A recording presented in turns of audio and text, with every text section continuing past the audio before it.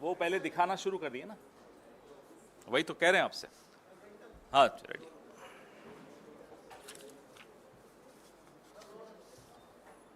नमस्कार साथियों, अक्सर हम लोग मानते भी हैं, जानते भी हैं कि डॉक्टर भगवान का दूसरा रूप होते हैं और एक स्वस्थ देश, एक स्वस्थ समाज, एक स्वस्थ परिवार, एक स्वस्थ व्यक्ति डॉक्टर ही बनाते हैं। लेकिन अगर उस डॉक्टर को बनाने की प्रक्रिया अस्वस्थ हो जाए तो वो डॉक्टर कैसे एक स्वस्थ नागरिक को बनाएगा? मैं आंकड़े पीछे चलते रहेंगे, मैं साथ साथ बोलता रहूंगा ताकि आपको समझ में आए कि क्या हैं ये आंकड़े। नाम है नीट। कहीं से भी रिजल्ट देखने के बाद क्या आपको लगता है कि ये प्रक्रिया नीट है, ये प्रक्रिया साफ है, स्वस्थ है, स्वच्छ है? बिल्कुल नहीं लगता। अगर ये आप आंकड़े देखेंगे, 24 लाख बच्चों का भविष्य धूमिल हो रहा है, उस पर पानी फेर दिया गया है इस परीक्षा के माध्यम से। पहले क्या हुआ? तारीख बढ़ाते रहे, बार बार तारीख बढ़ा रहे थे और फिर पूरे सिस्टम की पोल 4 जून को खुल गई। 4 जून पर भी फिर आएंगे, पहले चर्चा इस पर कर लें। पूरे के पूरे 720 आउट ऑफ 720 आउट ऑफ 720, आप पीछे आपके सामने स्क्रीन पे जो आंकड़ा दिख रहा है वो देखिए। इसको 67 टॉपर्स थे जिसको 720 में से 720 अंक मिले इस साल। पिछले साल कितने थे? उसके पिछले साल कितने थे? ये तमाम आंकड़े ये विनीत जी ने हमारे रिसर्च करके मुझे दिया। ये बड़ी अच्छी रिसर्च इन्होंने की, ये आपको सारे आंकड़े इसमें दिखेंगे। पिछले 8 सालों में, चलिए पिछले साल का तो छोड़िए, पिछले 8 सालों में सिर्फ 7 ऐसे छात्र थे जो पूरे में से पूरे अंक लाए हों। 8 साल में 7 छात्र और 1 साल में 67 छात्र। यह अपने आप में चौंका देने वाला आंकड़ा है। शिक्षा मंत्री जी कोई जवाब नहीं। ये एक्स्ट्रा 2AB कहां से आया? प्रधानमंत्री की भाषा में अगर पूछें तो ये 2AB आया कहां से एक्स्ट्रा? उनको बड़ा शौक है इस तरह के इक्वेशन देने का। जयराम जी होते तो बड़ा मुस्कुराते इस बात को सुनकर, उनको भी बड़ा प्रिय लगता है ये उदाहरण। अब ये परीक्षा पे चर्चा से प्रेरणा मिली बच्चों को, ये तो हम मान नहीं सकते। परीक्षा पे चर्चा से हम में से किसी को कभी मिली है प्रेरणा प्रधानमंत्री से? लेकिन फिर घोटाला हुआ। ये कैसे साबित हुआ? बिहार में पुलिस ने पकड़ा, कई ऐसे लोगों को पकड़ा, आज वो हिरासत में हैं, जिन्होंने टेलीग्राम चैनल्स पे नीट के पेपर लीक किए थे। इसकी जांच में आगे क्या हुआ ये हमें नहीं मालूम। 13 आरोपी वहां गिरफ्तार हुए। वैसे ही गोधरा, गुजरात, बिहार भी का एक उदाहरण दे रहा हूं मैं आपको, अब गुजरात का भी उदाहरण दे रहा हूं। गोधरा में भी कोचिंग सेंटर्स के साथ मिलकर, एक पर्टिकुलर कोचिंग सेंटर था, उसके साथ मिलकर कैसे ये लीक हुआ। तो ये बिहार और गुजरात, ये एनडीए का गठबंधन क्या नीट डिजास्टर अलायंस हो गया है? एक उदाहरण बिहार से है, दूसरा उदाहरण गोधरा से है, प्रधानमंत्री जी की कर्मभूमि से है। सोचिए, इतना बड़ा घोटाला। कल माननीय सर्वोच्च न्यायालय ने सुनवाई की। एनटीए जो कि ये परीक्षा करवाता है, उसने लीपापोती की पूरी कोशिश की। क्या कहा? उन्होंने कहा कि जो 1563 बच्चों को टाइम लॉस की वजह से ग्रेस मार्क्स दिए, और एक माननीय सर्वोच्च न्यायालय की जजमेंट को कोट किया कि साहब इस जजमेंट में यह कहा है कि अगर बच्चों को टाइम लॉस होता है तो वो कैलकुलेट करके इन्हें ग्रेस मार्क्स दिया। उसी जजमेंट में यह स्पष्ट लिखा है कि इंजीनियरिंग और मेडिकल इसमें नहीं आते, इस कैटेगरी में नहीं आते, उनको इस तरह से टाइम लॉस के ग्रेस मार्क्स नहीं दी जा सकते। आप सोचिए कि जजमेंट तक को ट्विस्ट करके यह सरकार किस स्तर पर गिरकर लीपापोती कर सकती है, 24 लाख बच्चों के भविष्य को अंधेरे में डाल सकती है, यह हमने कल सुना और देखा। 4 जून को एक परीक्षार्थी और फेल हुआ था, 400 बोला, 240 लाया और 55 ग्रेस मार्क्स लेके सरकार बना के बैठा। वो 55 ग्रेस मार्क्स ही तो हैं। ये रिजल्ट 14 जून को आना था, इसको 4 जून को क्यों किया गया? यही सोचा कि आप लोग जो अभी व्यस्त होंगे, हम सब व्यस्त होंगे चुनावी नतीजों में, पूरा देश टीवी पे सिर्फ चुनावी नतीजे देख रहा होगा, तो ये एक बड़ा विवाद नहीं पैदा होगा, इसलिए 14 जून को 4 जून पे ले आया गया। ये तमाम सवाल हैं जिसके जवाब नहीं मिले हैं। अब माननीय सर्वोच्च न्यायालय के फैसले के अनुसार ग्रेस मार्क्स तो हटा दिए, लेकिन जो 24 लाख बच्चों के जहन में, के मन में, के दिमाग में जो सवाल उठ रहे हैं, उसका जवाब माननीय शिक्षा मंत्री तो दे नहीं रहे। वो तो स्तुति वंदन में लगे हुए हैं मोदी जी के, जैसा कि पूरा कैबिनेट लगा रहता है। अब 580 से ज्यादा नंबर, ये आंकड़े जरूर देखिएगा जब मैं बार बार, क्योंकि इसमें इन्होंने मेहनत की है विनीत जी ने, बहुत कायदे का ये आंकड़े, ये सिर्फ आंकड़े देख लें तो इस प्रेस कॉन्फ्रेंस की भी जरूरत नहीं है, इतने महत्वपूर्ण आंकड़े हैं ये। 580 से ज्यादा मार्क्स लेने वाले छात्रों के जो एग्जामिनेशन सेंटर हैं, हम ये मांग करते हैं कि उन एग्जामिनेशन सेंटर्स के साथ उनके नाम जारी किए जाएं, वो बहुत आवश्यक है। दूसरी हमारी मांग ये है कि जो 12वीं के बोर्ड के मार्क्स का मिलान नीट के टॉपर्स के साथ किया जाए, क्योंकि एक सूचना है कि कुछ ऐसे छात्र हैं जिन्होंने 12वीं भी संघर्ष करके पास की, कोई ज्यादा अच्छे नंबर नहीं लाए, लेकिन नीट में टॉपर हो गए। हम नहीं कह रहे नहीं हो सकते, ऐसे लोग आगे चल के शिक्षा मंत्री और प्रधानमंत्री भी बन सकते हैं, इसमें कोई हमें उसमें नहीं है, लेकिन नीट में इतने मार्क्स ले जाएं, थोड़ी गड़बड़ की आशंका वहां 24 लाख बच्चों के मन में है, तो इसका जवाब भी देना होगा। जिस जिस एग्जाम सेंटर पर औसत से ज्यादा हाई मार्क्स वाले परीक्षार्थी हैं, उनकी वीडियो रिकॉर्डिंग भी जारी की जाए, ताकि पता चल सके कि ये एक्स्ट्रा मार्क्स ग्रेस से मिले हैं, डिसग्रेस से मिले हैं, कैसे मिले हैं ये मार्क्स। तो इसकी वीडियो रिकॉर्डिंग भी सामने आए, थोड़ा आवाज प्लीज, इसकी वीडियो रिकॉर्डिंग भी सामने आनी चाहिए। अब इसमें कुछ और महत्वपूर्ण बिंदु, एक सबसे ज्यादा यह है जो इन्होंने ही मुझे सुबह बताया कि एक विंडो खोली गई 2 दिन की, उसमें बच्चों ने ऑप्शन दी कि नहीं मुझे ये नहीं, ये सेंटर चाहिए। बिहार का एक बच्चा गुजरात के सेंटर में एग्जाम देने जाए, वो भी उस विंडो का फायदा उठाते हुए बोले नहीं मुझे ये नहीं, बिहार का सेंटर नहीं चाहिए, गुजरात का सेंटर चाहिए, 1500 किलोमीटर दूर का सेंटर चाहिए। ऐसे कई उदाहरण हैं।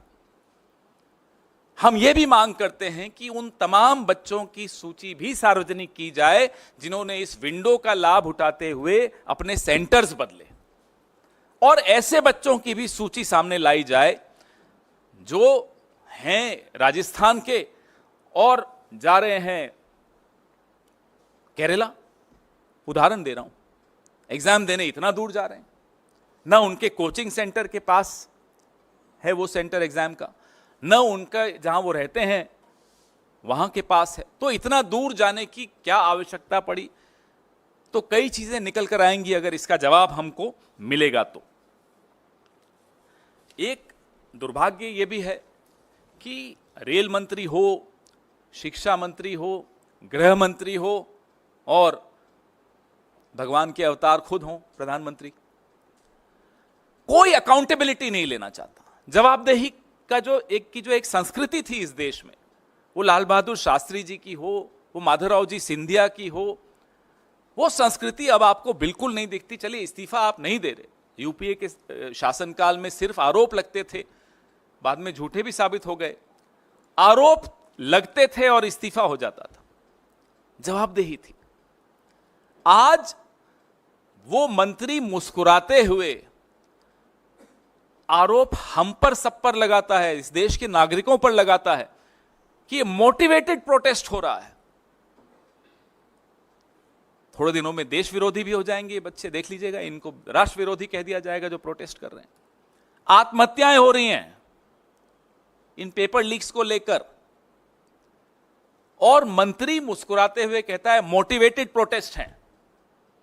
कहां है वो जवाबदेही की संस्कृति? Where is that culture of accountability which we saw in the past, even in the UPA era? I am not going to Mr. Lal Bahadur Shastri and Mr. Madhavrao Sindhya ji. Even in the UPA era we saw this. Just an accusation and people would resign. Later, of course, those accusations were proved wrong. Yet there were resignations, there was accountability, there was a respect for public opinion, there was respect for the media. अब वो कहां है सम्मान media का? वो सम्मान कहां है उन लोगों का जो सवाल पूछते हैं? आप इसी पर सवाल अपने सीमित रखिएगा तो उचित रहेगा। प्रेस रिलीज और ज्यादा विस्तृत है, इसमें और आंकड़े हैं, और मैं फिर से मेरे सहयोगी विनीत पुनिया जी को धन्यवाद देता हूं जिन्होंने आज सुबह सुबह ये आंकड़े मुझे दिए। जी, हमारी पहली मांग, जो कि हमें मालूम है बिल्कुल पूरी नहीं होगी, कि जो विश्व गुरु हैं आजकल शायद विदेश में हैं, वो अपना मुंह खोलें, इस पे कुछ बोलें। परीक्षा पे चर्चा करने वाले ढंग से पर्चा नहीं करवा पाते, तो हम उनसे मांग करते हैं कि वो अपना मुंह खोलें और इस पर कुछ बोलें। दूसरी मांग हमारी है कि जो 24 लाख उम्मीदवार 1 लाख सीटों के लिए बैठते हैं, इसमें 55,000 तो सरकारी मेडिकल कॉलेजेस की हैं। ये छात्र अब सरकारी कॉलेजों में कैसे दाखिला ले पाएंगे? इस साल 600 अंक पाने वाले उम्मीदवारों की संख्या 80,468 है। इमेजिन, आप सोचिए, कल्पना कीजिए, 1 लाख सीटें हैं, 55,000 सरकारी सीटें हैं, 600 अंक पाने वाले 80,468 हैं। सरकारी में इनकी एडमिशन कैसे होगी? इसमें एससी, एसटी, ओबीसी, ये तमाम जो रिजर्वेशंस हैं, इन सब का भी क्राइटेरिया है। इस पे कोई, किसी के मन में कोई स्पष्टता नहीं है। हमारी तीसरी मांग है कि अगर सरकार का दावा है कि ये पूरी तरह से पारदर्शी परीक्षा है, तो पिछले साल और इस साल जो 580 से अधिक अंक प्राप्त करने वाले छात्रों का पूरा परिणाम एनटीए द्वारा सार्वजनिक किया जाना चाहिए। 580 से अधिक अंक प्राप्त करने वाले छात्रों के सेंटर्स क्या थे, एग्जामिनेशन सेंटर्स, वो भी सार्वजनिक करने चाहिए, ताकि पता चले कि वो छात्र अपने गृह स्थान से या अपने कोचिंग सेंटर के स्थान से कितना दूर जाकर एग्जाम दिया, और फिर कारण भी हमें जांच करने चाहिए कि क्यों इतना दूर गया। कुछ ऐसे छात्र हैं जो 1500 किलोमीटर दूर जाकर एग्जाम दे रहे हैं, क्यों दे रहे हैं? सेंटर आपके पास में ही है तो भी आप उस सेंटर पे नहीं गए। हमारी चौथी मांग है कि जो बोर्ड के एग्जाम्स हैं, 12वीं के एग्जाम्स विशेष तौर पे, उससे नीट के जो एग्जाम्स में जो अंक बच्चों को मिले हैं उसका मिलान किया जाए। जो टॉपर्स हैं, तथाकथित टॉपर्स जो हैं, उनके अंकों का मिलान बोर्ड के एग्जाम के रिजल्ट से किया जाए, क्योंकि ऐसी रिपोर्ट्स आई हैं कि बोर्ड एग्जाम में बड़ा संघर्ष करके वो पास हो पाए, नीट में टॉप कर गए। हमें आपत्ति नहीं है, कर सकते हैं, मेहनत की होगी, ये भी मान लेते हैं एक बार, लेकिन 67 लोग 720 में से 720 लाते हैं तो सवाल उठते हैं। कुछ सेंटर्स ऐसे हैं जिसमें सबसे ज्यादा ऐसे उदाहरण मिलेंगे आपको। अब गोधरा का मैंने आपको एक एग्जाम्पल दिया, बिहार में पकड़े गए 13 लोग अभी गिरफ्तार किए गए हैं कुछ वक्त पहले। हमारी पांचवी मांग ये है कि जिन सेंटर्स, जो सेंटर्स हाई स्कोरिंग सेंटर्स हैं, उनके वीडियो भी जारी किए जाने चाहिए, ताकि इस घोटाले की पूरी पहचान हो कि जो ओएमआर है, जो भरा गया था ओएमआर, उसका प्रतिरूपण हुआ था या नहीं, ये सच्चाई भी सबके सामने आनी चाहिए। एक जो हमने मांग बार बार दोहराई है, फिर से दोहरा रहे हैं, कि जैसे इलेक्टोरल बॉन्ड्स थे, जब वो सार्वजनिक हुए तो सबको कई सवालों के जवाब मिले। अभी कुछ सवाल बाकी हैं हम सबके दिमाग में, लेकिन फिर भी काफी सवालों के जवाब मिले। फिर एक लिस्ट आई कि ईडी सीबीआई ने कैसे रेड डाली, और वहां फिर इलेक्टोरल बॉन्ड्स के माध्यम से चंदा गया।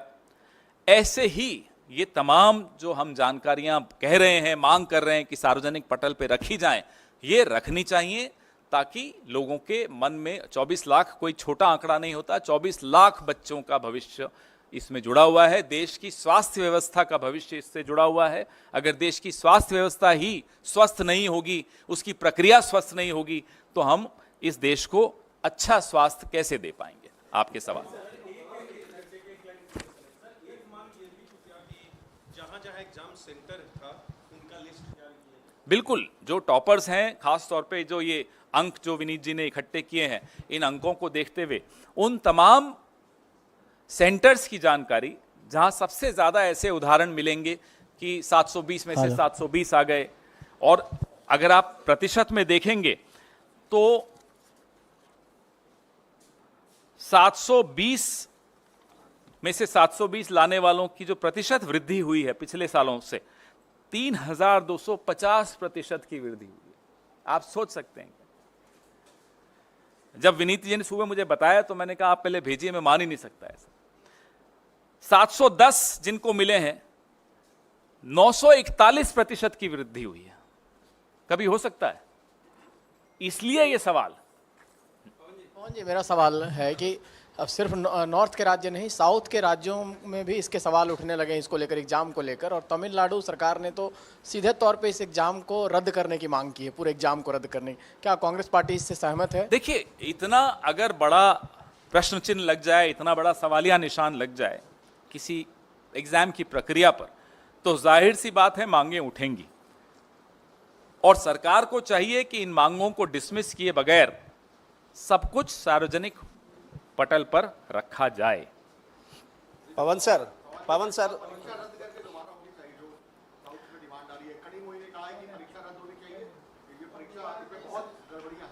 नहीं, अब देखिए, कल सुप्रीम कोर्ट ने कुछ एक राहत जरूर दी, लेकिन ये सवालों का उत्तर तो अभी नहीं मिला। तो जाहिर सी बात है कि उन तमाम बच्चों के भविष्य को ध्यान में रखते हुए ये कदम, जो भी कदम उठाए जाएं, कम है, कदम उठाने चाहिए ताकि उनको एक न्याय संवत भविष्य मिल सके। There should be justice to all the children who work hard, who prepare hard for these exams. They are not getting justice. न्याय ऐसा शब्द है जो हमारे शब्दकोश में अब सबसे ऊपर है, हम सबके, पूरे देश के भी। सर, जो बच्चे जो क्या होनी चाहिए sir? He in fact went on to say that there is a committee that has been constituted where the NTA is investigating whether there has in fact been any irregularity. Why this mad rush to give a clean chit? This government has a very strange habit of rushing and giving clean chits. If there was no leak, what are these 13 people doing behind bars in Bihar? I ask. What about the center at Godhra, where there is evidence of 26 crores being negotiated, and out of these 26 crores, 12 crores was already transacted for exams. This is in Gujarat. So that's what we are saying. Please make public all these details of the centers where these toppers are there, their 12th class results, the videography of those centers, and how many students availed of that window of 2 days and sought to change their centers. Everything will be out with all these when all these details are made public. पवन जी मेरा सवाल ये है कि शिक्षा मंत्री धर्मेंद्र प्रधान है, इसके पहले, इस सरकार के पहले भी वही थे, इस बार कंटिन्यू हुए हैं। आपने जिम्मेदारी की बात की, क्या लगता है जिस तरह से शिक्षा मंत्री बार बार कह रहे हैं कि कोई पेपर लीक नहीं हुआ, कोई गड़बड़ी नहीं हुआ है, इतने छात्रों का भविष्य दांव पर लगा है, आप जिम्मेदारी की मांग कर रहे हैं, क्या शिक्षा मंत्री के इस्तीफे की मांग कर रहे हैं? आपकी जिम्मेदारी लेते हुए इस्तीफा दें? हम मांग तो वो करें जो संभव ही नहीं है। ये लगता है आपको इस्तीफा देंगे? इनको, इस सरकार को, सत्तारूढ़ दल को, जब तक ये यहाँ की देश की जनता और हम लोग मिलकर खदेड़ के नहीं निकालेंगे, निकलेंगे नहीं। अभी ग्रेस मार्क्स से चल रहे हैं, तो इनसे हम इस्तीफा तो लोग जब चाहेंगे इनको निकाल देंगे, चिंता मत कीजिए। लेकिन अगर पटना की आर्थिक अपराध इकाई ने पाया कि 5 मई को होने वाली परीक्षा से पहले ही प्रश्न पत्र पहुंच गए लोगों के पास, वो रैकेट उन्होंने एक्सपोज किया, तो शिक्षा मंत्री किस दावे के साथ कह सकते हैं कि कोई गड़बड़ हुई नहीं? 60 करोड़ तक की लेन देन की खबरें हुई, छपी थी, आप लोगों ने भी पढ़ी थी। 30 से 50 लाख रुपए लोगों से लिए गए एग्जामिनेशन पेपर के। तो ये सब बातें तो अखबारों में ही और मीडिया के ही माध्यम से आई थी। जी, एक एक करके माइक दे दो, एक एक करके। सर मेरा सवाल माइक आ जाए फिर पूछ लीजिए। सर मेरा सवाल इस डेटा को लेकर है। किसको लेकर है? डेटा को लेकर है। आप जो दिखा रहे हैं आंकड़े, उसमें जो चेंज इन परसेंटेज दिख रहा है, इसके पीछे दो जो लॉजिकल रीजंस अभी तक सामने आए हैं वो ये है कि पिछले सालों से इस साल का जो सिलेबस था एनसीईआरटी का नीट के लिए, वो 15 to 20% रिड्यूस किया गया, ग्रेडिंग ऑफ पेपर्स इजी की गई, और जो बच्चे थे, जो आप कह रहे हैं कि 2 दिन का विंडो मिला रजिस्ट्रेशन के लिए, क्योंकि काफ़ी कंप्लेंट्स उस वक्त आई थी बच्चों की कि रजिस्ट्रेशन नहीं हो पा रही क्योंकि वेबसाइट पे लॉक जैम था, तो उनके लिए रजिस्ट्रेशन खोली गई थी एनटीए की तरफ से। तो क्या आप ये चाह रहे हैं कि अब एनटीए जो बच्चों के जो रजिस्ट्रेशंस हैं और उनके सेंटर्स हैं उनसे क्रॉस मैचिंग करके उनके जो प्रीवियस 12th के मार्क्स हैं और वो भी नीट के मार्क्स है वो क्रॉस मैच करें? क्योंकि सर ये डेटा आना तो फिर मुश्किल ही होगा। क्यों मुश्किल होगा? देखिए, इट्स नॉट सो, इतना मुश्किल नहीं है कि उस 2 दिन की विंडो में, हम उस 2 दिन की विंडो को क्यों खोला गया उस पर सवाल अभी नहीं उठा रहे। हम ये सवाल उठा रहे हैं कि उस 2 दिन की विंडो में ऐसे कितने और कौन से बच्चे हैं जिन्होंने सेंटर्स बदले, राइट? आपने पूछा आंकड़ों पे जो सवाल, मैं अपने सहयोगी विनीत पुनिया जी को कहूंगा कि इसका उत्तर दें। देखिए, बड़ा सीधा सवाल है, सीधा जवाब है कि अगर मार्क्स बढ़ रहे हैं, अगर स्कोरिंग इजी थी, अगर एग्जामिनेशन का टेस्ट इजी था, तो सबके मार्क्स बढ़ेंगे ना। हाई स्कोरिंग मार्क्स तो बढ़ रहे हैं पर डिस्प्रपोर्शनेटली। जो हाई स्कोरिंग मार्क्स हैं, जिसको आप 600 एंड अबव काउंट कर सकते हैं, उसमें जो इंक्रीज है एक अजीब, ये ह्यूमन इंटेलिजेंस के अगेंस्ट है। जो क्वेश्चन पूछा जा रहा है, जो गवर्नमेंट का जो क्लैरिफिकेशन है, ये भी बिल्कुल बेसिक कॉमन सेंस के भी अगेंस्ट है कि आपका जो हाईएस्ट एंड होता है, आप कभी भी देखेंगे कोई भी मेरिट, जो टॉप पे लोग होते हैं वो कम होते हैं। जैसे जैसे आप नीचे पिरामिड में आते हैं वो नंबर बढ़ता जाता है। हमेशा कोई भी टेस्ट ले लीजिए, 99% लेने वाले बच्चे कम मिलेंगे, 98 वाले उससे ज़्यादा, 97 वाले उससे ज़्यादा, 90 वाले बहुत ज़्यादा, 80 वाले तो बहुत ही ज़्यादा, और 70 वाले तो सब भी होंगे। ऐसे ऐसे पिरामिड चलता है। ये पिरामिड अजीब पिरामिड है, जो ये ऐसे और फिर ऐसे होता है। ये लॉजिकल नहीं है। मैं इसलिए पूछ रही हूँ क्योंकि नीट जो है जी और सीयूईटी भी कंडक्ट करवाती है। अभी तक जी के एडवांस रिजल्ट्स आए हैं, सो उसको लेकर तो कोई भी धांधली, करप्शन या किसी भी तरीके के सवालों का उठना नहीं दिखाई दे रहा। सर देखिए, हमारा सवाल, हम कोई ब्लाइंड एक्यूजेशन नहीं कर रहे, हम एक सिंपल बात कर रहे हैं। Let there be investigation, independent, clear, transparent, clear way से स्टूडेंट्स को सेटिस्फेक्शन मिले। 24 लाख स्टूडेंट्स का सवाल ही नहीं है, उनके साथ जो कम से कम 4 लोग, जो एक बच्चा जब तैयारी करता है तो उसके 4 घर वाले साथ तैयारी कर रहे होते हैं, वो भी उतना ही इन्वॉल्व होते हैं उस एग्जामिनेशन में 2 साल के लिए। जिन्होंने एग्ज़ाम नहीं दिए हैं ज़िंदगी भर, दुर्भाग्य हमारा ये है कि वो लोग सरकार चला रहे हैं और उनको पता नहीं है कि एग्जामिनेशन का लोगों के लिए इम्पोर्टेंस क्या होता है। जो लोग एग्ज़ाम देते हैं वो जानते हैं कि अकेला बच्चा पढ़ाई करता है, उसके सब लोग तैयारी करते हैं। नंबर 1 बात। नंबर 2 बात, जो अगले साल पेपर देने वाले हैं उनको भी हमें विश्वास दिलाना ज़रूरी है कि ये सिस्टम, ये ट्रांसपेरेंट है। अगर कोई गलती होगी तो उसको सज़ा मिलेगी। ये गवर्नमेंट इस तरह से काम कर रही है जैसे कुछ गलती हुई नहीं। हम नहीं कह रहे कि ये हुआ या ये नहीं हुआ। Let government come out with all the data, with all the transparent thing, let there be investigation. As we are reiterating our demand for Supreme Court monitored investigation. That is the demand that we have been putting up for again and again. Thank you. Mike दे दो इन्हें। एक second. कल शिक्षा मंत्री ने जिस तरह से प्रेस वार्ता की, उनके बयानों में काफी विरोधाभास है। एक और कहते हैं कोई गलती हुई नहीं, कोई धांधली नहीं हुई, उसके बाद कहते हैं जो दोषी होगा उसको हम सजा देंगे। साथ ही साथ आप लोग को इशारा करते हुए कहते हैं कांग्रेस गलतफहमी में न रहे, कोई नेक्सस पाया जाएगा तो कार्रवाई होगी।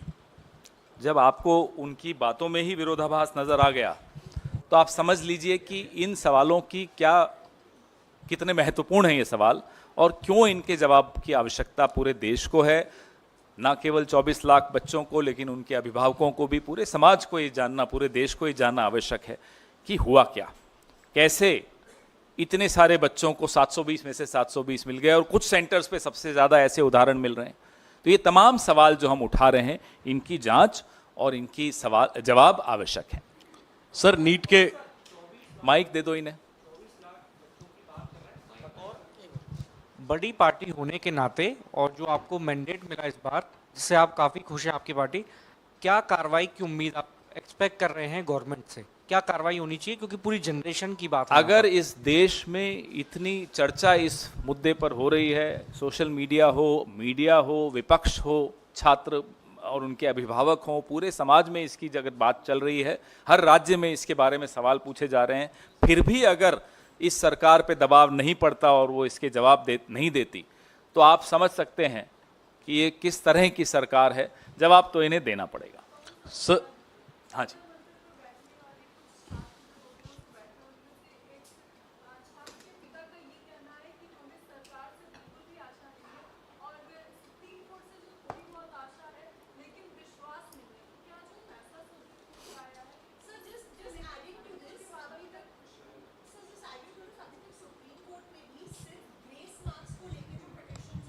सुनवाई Correct. हुई है, तो इसलिए करप्शन रिलेटेड बिल्कुल ठीक चार्जेस या बात। एनोमलीज रिलेटेड चार्जेस पे भी सुनवाई नहीं हुई है। इसीलिए हमारी मांग बड़ी स्पष्ट है कि सुप्रीम कोर्ट मॉनिटर्ड जांच की मांग पर हम कायम हैं, अडिग हैं, उसकी जांच होनी चाहिए, पहली बात। जी नहीं, अभी इसी पे भी बहुत सर इंपॉर्टेंट। नीट के अतिरिक्त सवाल है। नहीं नीट पे, अभी नीट पे ही रखिए, नीट पे पहले खत्म कर लो। हाँ बात, हाँ पवन जी, हाँ, कल मैंने एक सवाल रखा था जिसके प्रॉपरली जवाब नहीं मिला कि एम्स के एक्स डायरेक्टर मिश्रा से लेके कोई सारे बड़े हस्ती इसमें शामिल है, मगर आप लोग किसी इंडिविजुअल का नाम ले नहीं रहे हो, उनके पनिशमेंट की ये नहीं कर रहे हो। सेकेंडली, आपका जो 5 डिमांड है, उस 5 डिमांड को अगर बिल्कुल ही ना माने तो आपके या इंडिया ब्लॉक की क्या प्लान है आगे एजिटेशन की? नहीं, हम बिल्कुल इसको हर स्तर पे उठाएंगे। अधिवेशन, संसद का सत्र भी शुरू हो रहा है, हर स्तर पर इसको हम उठाएंगे और मजबूती से उठाएंगे। जो छात्र हैं, उनके अभिभावक हैं, उनको भी हम दिलासा दे रहे हैं कि आपकी आवाज़ उठाने के लिए कांग्रेस पार्टी और इंडिया गठबंधन के तमाम साथी बिल्कुल मुस्तैदी से तैयार हैं। रही बात नाम लेने की, गैर जिम्मेदाराना तरीके से मैं किसी का इस मंच पर बैठ के नाम नहीं लूँगा। हमारे सवाल हैं, जांच होगी, जिसके नाम आने होंगे सामने आएंगे। अभी मुझे बताया कि रजिस्ट्रेशन बंद होने के 24 दिन बाद लिंक खोला, ये भी एक सवाल था।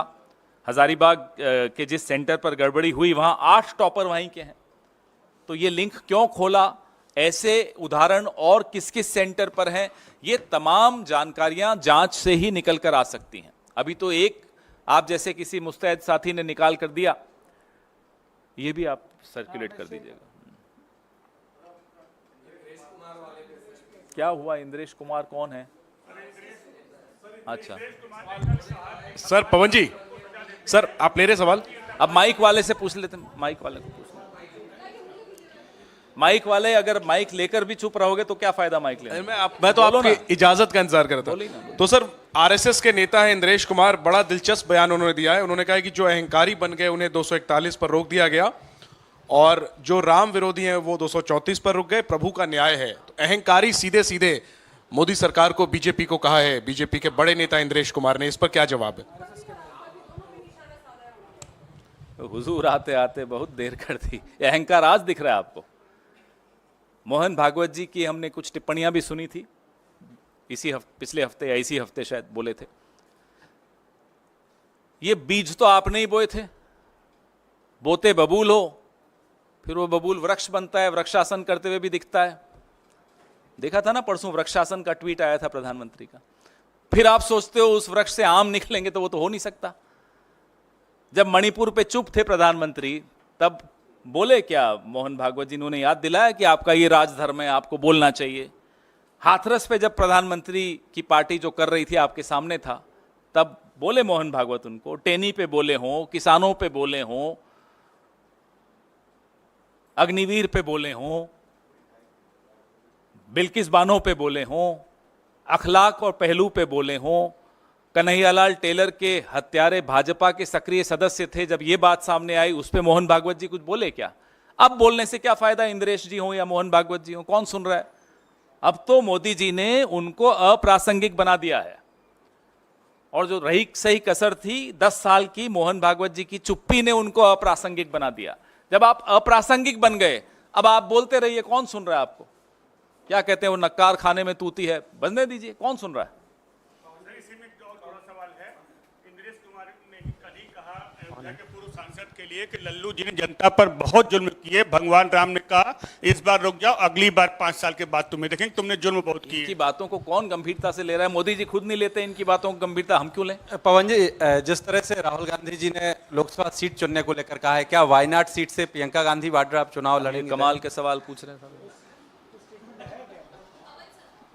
नहीं, उन्होंने कहा कि 2 सीटों में से एक। वो तो कोई भी 2 सीटों पे नहीं रह सकता, एक पे ही रह सकता है, उसमें क्या कोई नई बात है? बताइए। पवन जी, जिस तरीके से एग्जिट पोल आए और उसके बाद में जो रिजल्ट आए, रिजल्ट में कांग्रेस पार्टी की ओर से माना जा रहा है और देखा भी जा रहा है कि कहाँ 52 से आप 99 पर पहुंच गए, 234 का आंकड़ा आपने छू लिया। कई राज्यों में बेहतर प्रदर्शन किया, खासकर उत्तर प्रदेश में, लेकिन छत्तीसगढ़, मध्य प्रदेश, उत्तराखंड, हिमाचल ऐसे राज्य हैं जहां बिल्कुल शून्य पर आ गई कांग्रेस। तो क्या कोई जवाबदेही, जिम्मेदारी भविष्य में संगठन को लेकर के तय होगी? क्या बदलाव होंगे जहां आपने प्रदर्शन अच्छा नहीं किया है? विक्रांत जी, जाहिर सी बात है कि जहां हमारी प्रदर्शन अच्छा रहा है वहां की भी रिपोर्ट लेते हैं कि क्या ऐसा किया जिससे हमें लाभ हुआ। जहां प्रदर्शन अच्छा नहीं रहा वहां की भी रिपोर्ट लेते हैं। ये तो हमेशा ही होता है, हर पार्टी लेती होगी, मैं ये मानता हूं कि यहाँ क्यों हमारा प्रदर्शन अच्छा नहीं रहा, कहाँ कमी रह गई। कई एस्पेक्ट्स होते हैं, कई कारण हो सकते हैं, हर कारण का विश्लेषण करना आवश्यक है। जवाबदेही की तो बात अलग है, लेकिन पहले जानकारी तो पूरी मिलनी चाहिए, पूरी रिपोर्ट आ जाए। हमारे जो प्रभारी महासचिव हैं अलग अलग राज्यों के, वो सब अपनी अपनी रिपोर्ट दे रहे हैं, उसके बाद उस पर चर्चा भी होगी। Pawan sir, sir Kuwait fire incident के बाद में आज बॉडीज़ इंडिया पहुंच गई हैं, उसको लेकर लेकिन पॉलिटिक्स हो रहा है। केरला में जो हेल्थ मिनिस्टर है उन्होंने ये बात बोली है कि हम लोगों ने परमिशन मांगी थी, हमें कंसेंट नहीं मिला कुवैत जाने का। ज़्यादातर जो बॉडीज़ हैं वो केरला से बिलोंग करने वाली, उनकी फैमिलीज वेट करिए, लेकिन हम लोगों को वहाँ जाने का मौका ही नहीं दिया इस सरकार ने। इस पर आपको क्या कहना है? बहुत ही हृदय विदारक घटना हुई जिसमें हमारे भारत के कई नागरिक मौत के मुंह में समा गए। उन सब के परिवारों को हमारी तरफ से श्रद्धांजलि। अधिकतर केरल राज्य से थे। इस पे सत्तारूढ़ दल को चाहिए कि किसी भी तरह की हल्की राजनीति ना करें और सबको साथ मिलकर परिवारों को ढाढ़स भी बंधाना है और जो भी न्यायोचित कदम हैं वो उठाने चाहिए। इसमें सबको मिलकर काम करना होगा। सर, जगन भुजबल का कहना है कि अजित पवार और एनसीपी को ब्लेम करना गलत बात होगी, क्योंकि बीजेपी उत्तर प्रदेश में भी काफ़ी सीट्स हारी हैं, ओवरऑल काफ़ी और जगहों पे भी हारी है, तो ये blame NCP Ajit Pawar faction को करना गलत बात है। अभी तो 2 दिन पहले मोदी का परिवार हटाने को कहा गया था, थोड़े दिन बाद एनडीए का परिवार हटने को कहा जाएगा। देखते जाइए क्या क्या होता है, आपको मनोरंजन बहुत मिलेगा। पवन जी, सर कांग्रेस और कपिल शर्मा बेरोजगार हो जाएंगे। सर, कांग्रेस के उच्च सूत्रों ने दावा किया है कि ये सरकार जो मौजूदा है बहुत पंगु है और जब चाहे विपक्ष इस सरकार को गिरा सकता है। कौन से क्या वो ये सूत्र सरकार हैं? किस? मुझे तो नहीं, मेरे पास तो कोई स्टेटमेंट ऐसा आया नहीं। तो मैं मौजूदा आपकी सरकार इस बात के पे भविष्य को टिप्पणी लेकर आप कैसा क्या कर दूं? कहेंगे? भविष्य ऐसे को कैसे टिप्पणी कर दें? अब आज फ्राइडे है, संडे को थोड़ा हम फ्री होते हैं, किसी ज्योतिषी के साथ बैठ जाएंगे, जाके भविष्य भी बता देंगे आपको। माइक दे दो। दो छोटे सवाल है सर। अभी एक बोला था, अब दो हो नहीं, गए। दो इसलिए कि एक याद आ गया। एनटीए के चेयरमैन के इस्तीफे की एक तो मांग आप लोग करते हैं कि नहीं, और दूसरा सवाल मेरा दिल्ली से रिलेटेड है। आप उस सरकार में के हिस्सा थे जिस वक्त टैंकर माफियाओं को लेकर पूर्व मुख्यमंत्री शीला दीक्षित पे हमला करती थी आम आदमी पार्टी। आज दिल्ली अभूतपूर्व जल संकट से गुजर रहा है। हिमाचल ने पानी देने से मना कर दिया, हरियाणा पानी आने नहीं दे रहा है, सुप्रीम कोर्ट ने भी हाथ खड़े कर दिए हैं, और अभी भी दिल्ली में टैंकर माफियाओं के जरिए पानी पहुंच रहा है। क्या कहेंगे सर? उस वक्त इसी टैंकर माफिया की वजह से उस वक्त की शीला दीक्षित सरकार की आलोचना की जाती थी। आपने दो सवाल पूछे। पहला सवाल कि क्या हम एनटीए के चेयरमैन के इस्तीफे की मांग करते हैं। हम सुप्रीम कोर्ट मॉनिटर्ड जांच की मांग करते हैं। उसमें जिसका भी नाम आता है उसके खिलाफ जाहिर सी बात है कार्रवाई होनी चाहिए, और ये भी नहीं हो सकता कि मेरा कातिल ही मेरा मुंसिफ हो, वही जांच करें जिन पर जांच की मांग हो रही है, तो वो तो नहीं हो सकता। जब दिल्ली सरकार में शीला दीक्षित जी की जो कांग्रेस सरकार थी 15 साल थी, सोनिया विहार, वाटर ट्रीटमेंट प्लांट, ऐसे अनेक कदम उठाए गए थे जहां राजधानी में जो हर साल पीने के पानी की किल्लत होती थी उसको काबू किया जा सके, और बहुत हद तक सफलता भी मिली थी। इसके बारे में जो विस्तृत बात होगी, मैं हमारे जो प्रदेश का नेतृत्व है, दिल्ली प्रदेश कांग्रेस कमेटी के देवेंद्र यादव जी हैं, उनसे आग्रह करूंगा कि आपसे जल्दी ही आपको संबोधित करेंगे। हो गया?